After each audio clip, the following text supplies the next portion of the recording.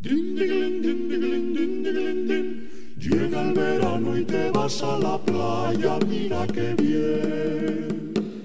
Tiras la ropa y te pringas de crema, protección 10. ¿Dónde coño están las gafas de sol? Pues tengo que proteger estos dos ojos lindos que la tierra un día se ha de comer. Esto es vida, sí señor, con la tripa al aire y a gozar bajo el sol. Esto es vida, sí señor, con la tripa al aire a gozar bajo el sol. Pasan las horas y el sol te achicharra, qué estupidez. Alguien te pisa y sueltas un taco, qué ordinariez. Con la piel churruscante y con los sesos a medio cocer. Con los dos huevos fritos y con los riñones como al jerez. ¡Qué calor más infernal!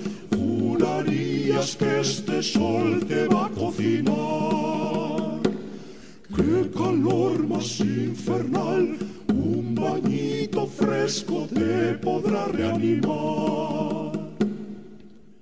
Como un Tarzán te vas hacia la orilla para nadar, bien repeinado y metiendo barriga para impresionar. Y tu aspecto es tan gallardo como quien sufre una insolación. Y una muralla humana te impide darte un buen chapuzón. ¡Qué mortal necesidad! Este antojo estúpido de sol y de mar. ¡Qué mortal necesidad! Con lo bien que tú estarías dentro de un bar. Solo escuchar la palabra verano te da un no sé qué. Solo el verano de Antonio Vivaldi suena muy bien. Plum, plum, plum.